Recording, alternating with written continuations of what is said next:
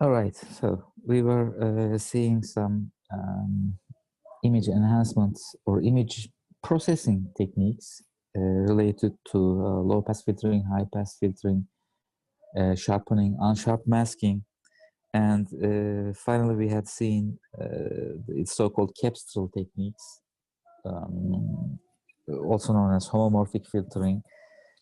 I would like to wrap up this overall concept by a not so popular nowadays issue called halftoning. So maybe I should open a new page. Yeah.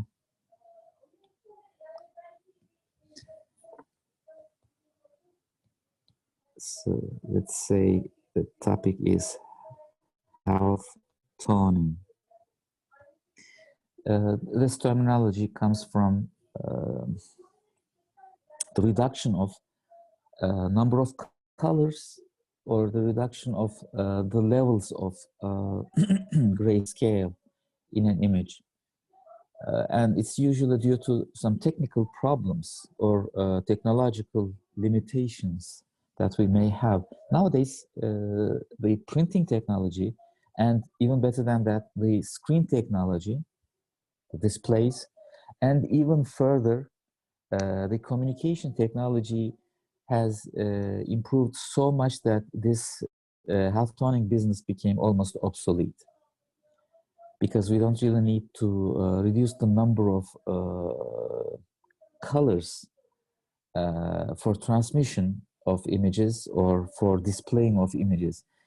Previously, well, for transmission, let's say it's still okay in a sense, but display technologies and printing or publishing technologies were somewhat limited, and we didn't really have the means, for instance, to print some grayscale, even the grayscale images in grayscale, because we don't really have a grayscale photographic printer.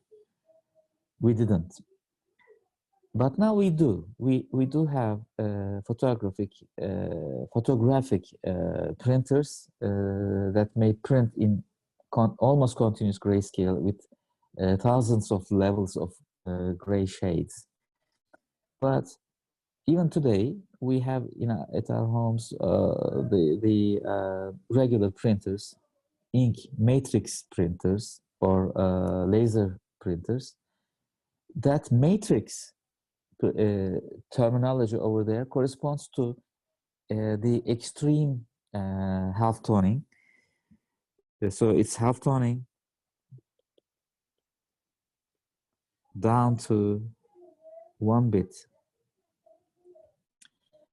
What do we mean by that? We mean that there is a dot over there or not, and that dot is displayed or printed with exactly a black dot. It doesn't have a gray intensity, it's a black dot. And if you don't print that dot, then it remains as a paper white. So how do we convert overall gray thing to a dot matrix of some sort? Then what we need to do is the terminology called dithering. It's an English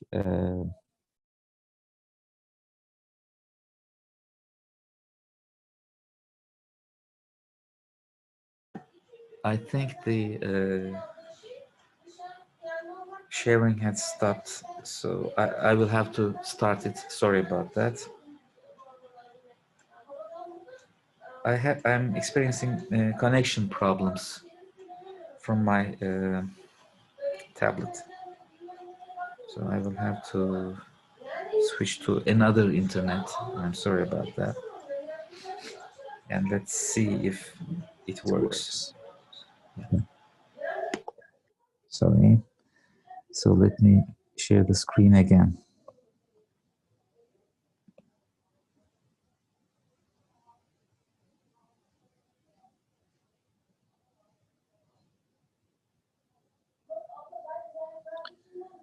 Okay, sorry for the interruption, the internet. So we will see dithering. Dithering is like making speckles or dots out of a regular shape or a desired shape. And from a distance, it will look like as if it has some gray intensity. How can we do this dithering? The dithering can be made by simple matrix if it is corresponding to a uniform grayscale intensity. For instance, suppose that you have a few pixels, it could even be 1 pixel as large as this one with an intensity, grayscale intensity. Let's say that the intensity is the value of the pixel. Let's call it X. Dithering is supposed to make the dots that we will print or that we will display to be smaller than. By the way, I need to have a phone call right now, so I'm sorry about this.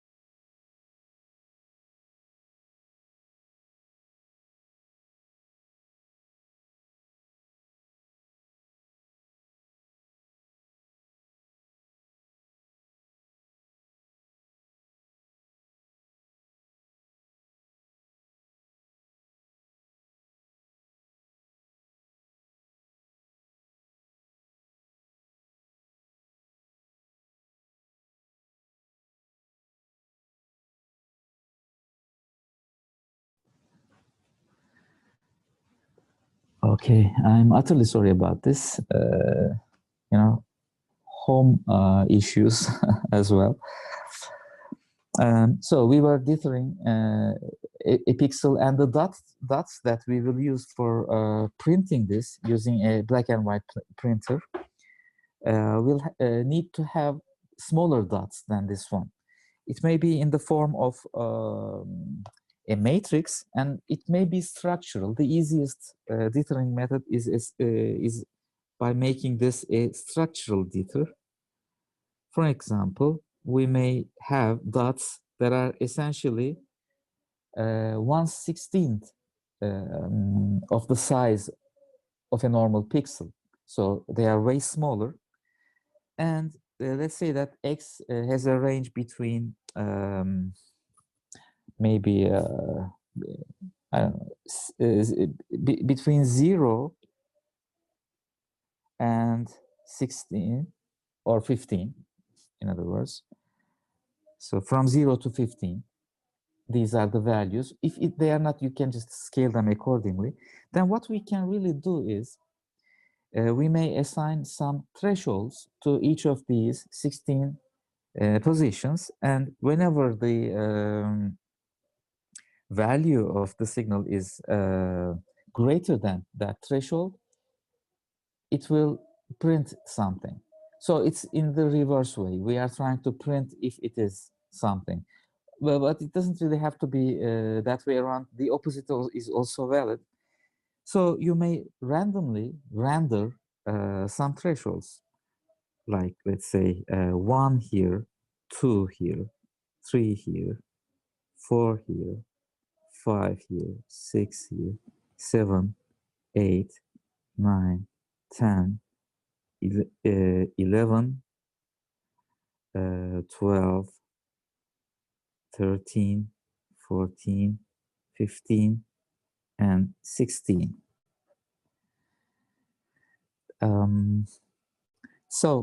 We will display the color or put a dot over there if X is greater than these thresholds, or you may reduce these thresholds by one, for example, to make it more compatible if you wish. So, for example, if the value is 8, okay, let's assume that the value is 8. So anything where the point corresponds to something less than 8 will be dot printed over here. So it will be rendered with a black pixel, let's say. Then the situation will be like, for example, this 7 is less than 8. So we put a dot over there. This 2 is that way, 3 is that way, 5, 6, 1, and do we have anything else? There must be 4 as well. Yeah. So you see how many pixels did I paint? 1, 2, 3, 4, 5, 6, 7. I have painted 7 pixels out of these 16s, which is somehow related to a gray intensity of 7/16 or 8/16. It depends on whether you are also rendering 8 or not. You may decide that way. So that kind of an average intensity is reconstructed with this kind of a dithering. The problem with this structured dithering, of course, you have to repeat the same threshold matrix to the next pixel, and then to the next pixel, then to the next pixel, etc. It goes on like that. The problem about that is if you have very sharp eyes, eye vision, unlike me, for instance, and you look very closely, you will start noticing these dots. That's unavoidable. You will start noticing those dots. But the more disturbing, noticing the structure. For example, here I can see that there is a 2 pixel consecutive horizontally at the top left corner, and then top right corner 2 pixels, in the center horizontal 2 pixels, and the left corner single pixel. So if the intensity stays the same for some region of the image, then you will start noticing this structure and seeing it as if it is an image, a black and white image itself. The noticing of this structure is a disturbing property. So structure should be as random as possible. Stochastic way of look. And it should better change from this grayscale intensity to the next grayscale intensity. Otherwise, noticing of this structure is not a desirable thing. So you would like to shuffle these thresholds from pixel to pixel. That may be one method that you can think of, or you may keep it, but keeping it will be easier for implementation, but it has the noticeable structure thing in terms of dithering. Dithering with a structuring element like this, a structured dithering, in other words. So this is structured dithering.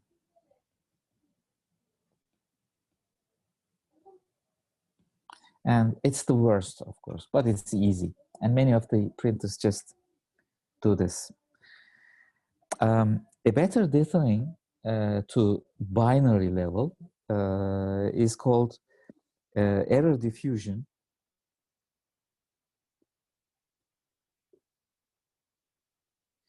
Which adaptively puts a dot if it decides so, if the algorithm tells you to do so, or you leave it blank if the algorithm says so.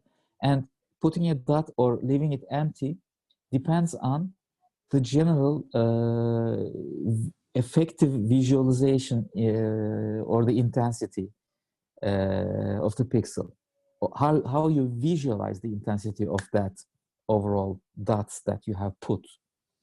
And since it is accumulating an error term, and if it is too much white, let me put one extra dot. If it is too much dark, let's leave it empty. Kind of an algorithm helps this algorithm to produce a relatively more random way of seeing the dot matrices. And the inventor, due to the inventors of this, it's also known as Floyd-Steinberg differing. So how does it really work? You have some pixels, and they are, as usual, larger pixels because our dots are smaller. And now this time the dots need not be as small as in structured dithering. They may even be a little bit larger, but they must be, of course, smaller than the pixel that we are trying to render. Otherwise, black and white thresholding would be very, very bad. We know that it becomes totally black or totally white if it is too big a pixel dot we are printing. Suppose that we are going to render this pixel in the center. First, we apply from the value of x, we apply a thresholding.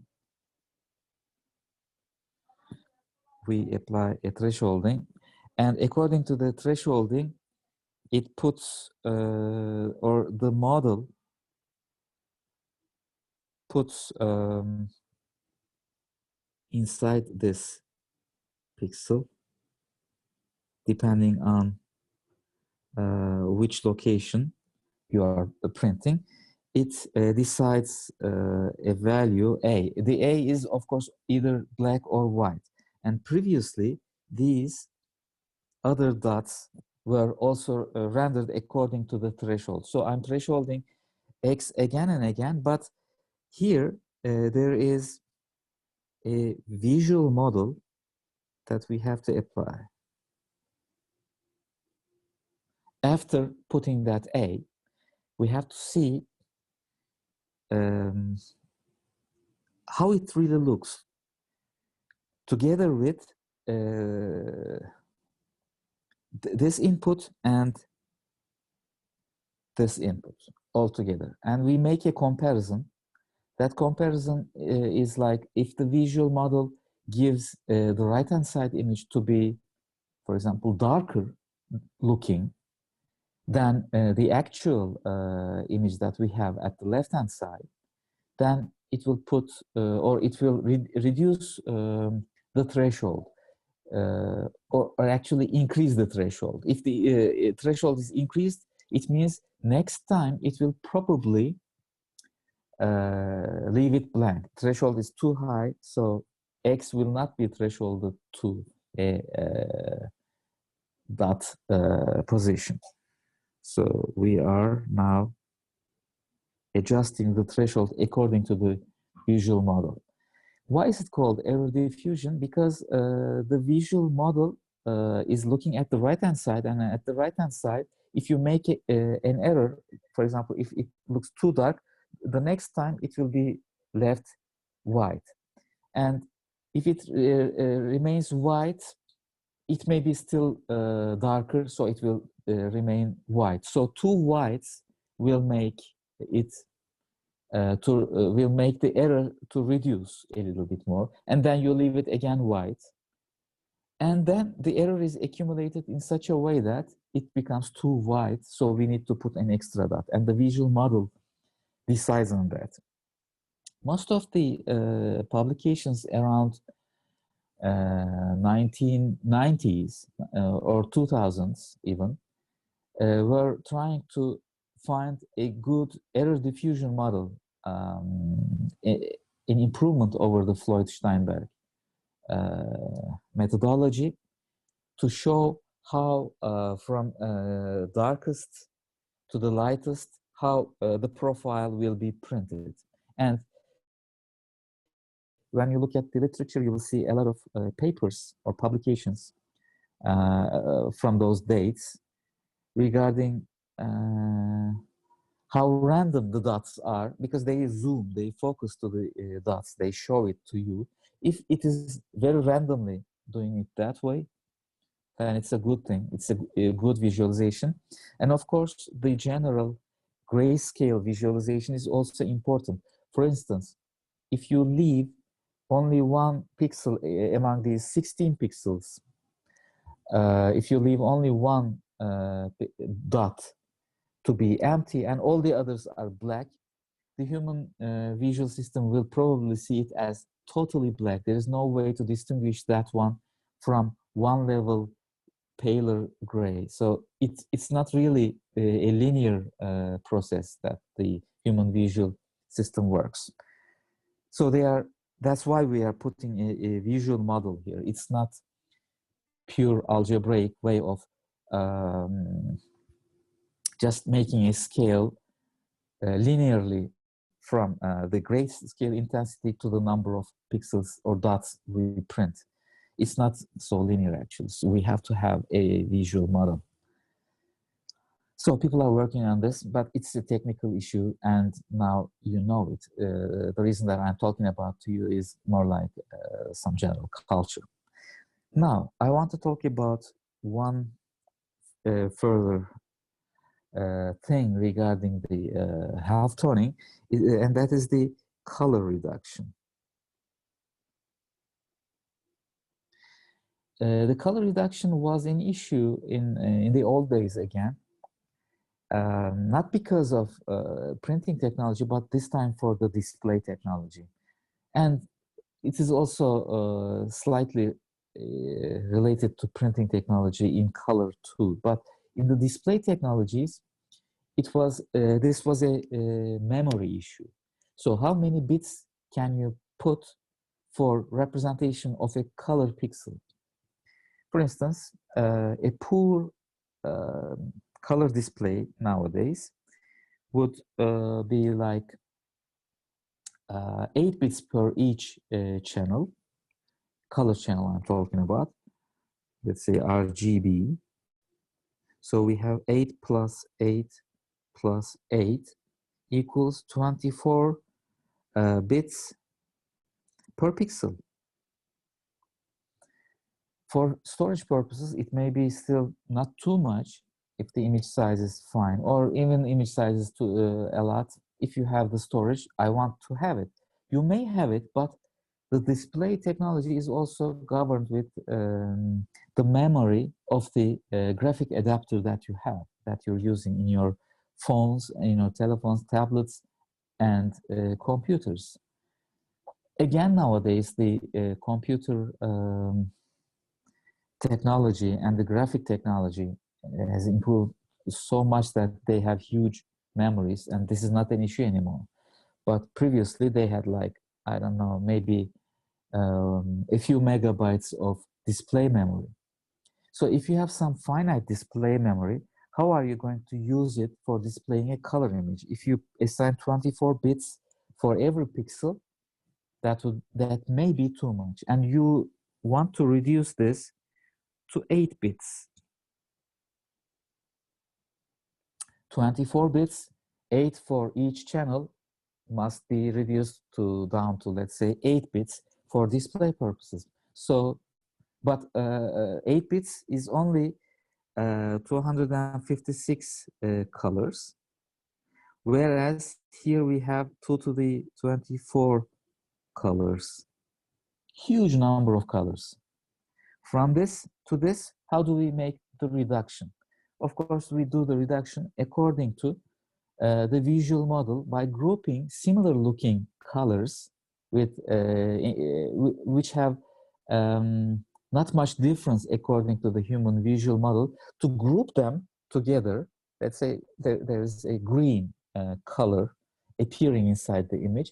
By the way, if it does not appear inside the image, then there's no need to have it. Okay, if a certain RGB value does not appear inside your image, why are you wasting your memory for the representation of it? We don't have it. we have only the colors that are appearing inside the image. We start from them, and then we start grouping them. It's like clustering, quantization. We are quantizing the colors to fewer number of colors. All the greens with similar intensities and similar hue color-wise properties into a single color, which is like this, the mean of the average of all those green colors. And we replace all those colors with that single green color. It essentially looks like this. We start from the black color, which is 0, 0, 0, and then we have 0, 0, 1, right? Then we have 0, 1, 0, then 0, 1, 1, etc., going all the way up to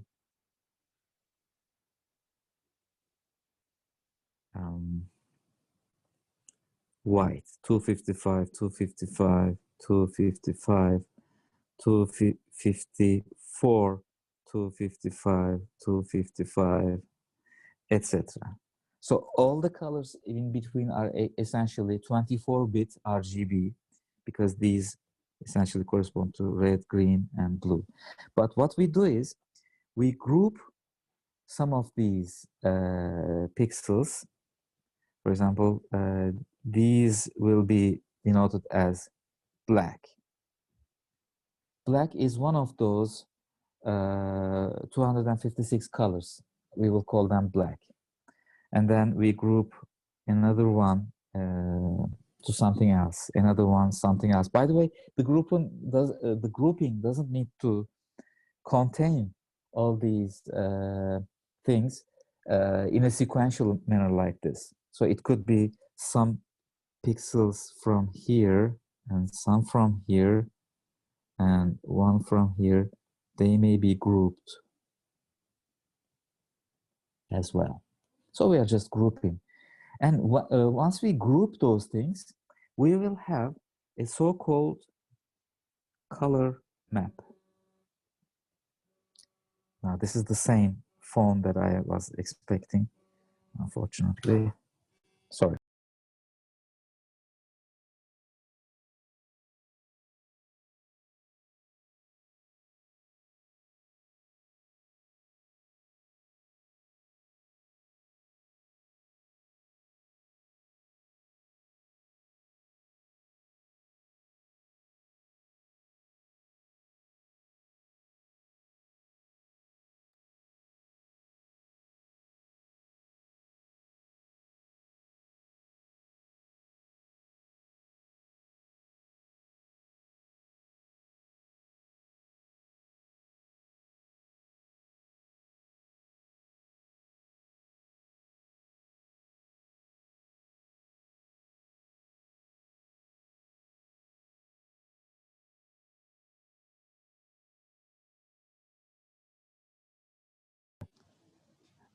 Apologize once again.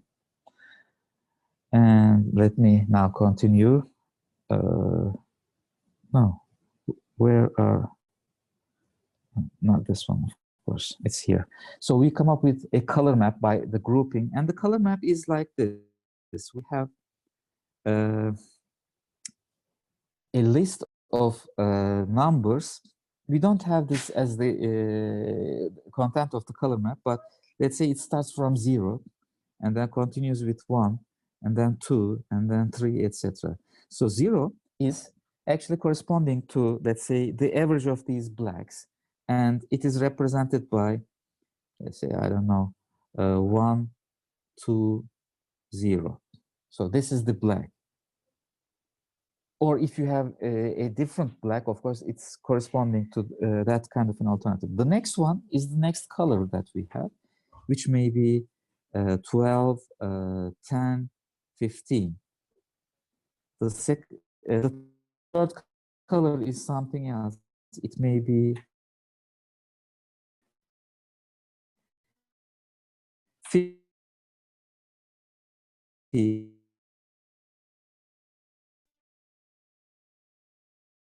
25. 20 tools like this. And whenever I image, I see the values to be 5, 12, 101, etc. These are the pixel values. Okay. Park edip gelecek, park edip gelecek. So these numbers essentially do not correspond to the pixel intensity. It's not the gray level intensity anymore. They correspond to the index of the color. For instance, this is 25, this is 72, this is 1, this is 5 again. So when you render or display this kind of an image, you will have pretty much the index values. And if you want to, if you can display it in a grayscale, it will probably look like rubbish, because 5 is not or may not be a lower intensity color than, let's say, 6 or 12 or even 101. These do not tell the intensities. They only correspond to the index. So whenever I see 5, for example, I go here, look at 5, and find the RGB color from there, and then display that RGB color in that position. Okay, that's how we do color reduction or a color map. The last thing that I want to talk about here is that this color map that we have must exist at the top of the image file. Because without this color map, these indexes are meaningless. If you lose the color map information, then you cannot really render the image. Okay. So as of now, I want to give a break because we will start with a completely new topic of image reconstruction after this. So let's give about 25 minutes break. So it's already 10:05. So let's meet at 10:30. Okay, let's meet at 10:30 at the same address, Zoom address, and then we will continue with a completely new topic. This concludes our discussion regarding half toning, dithering, and of course color reduction. They are old technologies, but nevertheless, an image processing person needs to be aware of these technologies. So that's why we have talked about that. Now I can stop the recording, and then we will meet at 10:30, and we will proceed with image reconstruction, which is a little bit more mathematical than technical, unlike this one. So see you then.